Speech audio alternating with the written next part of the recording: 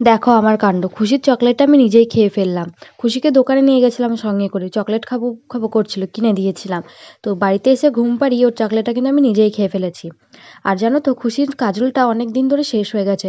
পারবো পারবো করে আমার নিজেরই সময় হয়ে উঠছিল না। তো আমি ভাবলাম যে না, আজকে আর ঘুমিয়ে ওর সঙ্গে ঘুমোনো যাবে না আর কি, কাজলটা পেরেই নিই। আর এই মাটির প্রদীপটাতেই কিন্তু আমি সবসময় ওর কাজলটা পেরে দিই। মাটির প্রদীপটা রেখে দিই ভালো করে ধুয়ে, আর যখন আমি পারি তখনও কিন্তু একবার ধুয়ে তারপরে এইভাবে কিন্তু আমি কাজলগুলো পেরে নিই। আর যেহেতু ও চোখে কাজল পরায় না, সেজন্য কিন্তু ঘি দিয়ে পারি না, সর্ষের তেল দিয়ে পেরে নিই। আর হাতে একটা কাপড় জড়িয়ে নিয়েছি কাজল লতাতে, কারণ গরম হয়ে যাবে, ছ্যাঁকা লেগে যাবে, সেজন্যই আর কি। দেখো, বেশ অনেকক্ষণ সময় ধরে কিন্তু আমি বসে বসে ধৈর্য ধরে ধরে কাজলগুলো পেরে নিচ্ছিলাম, আর একদিকে দেখছিলাম খুশি যাতে না উঠে যায়। তো অবশেষে আমার কাজল পাড়া কমপ্লিট হয়ে গেছে।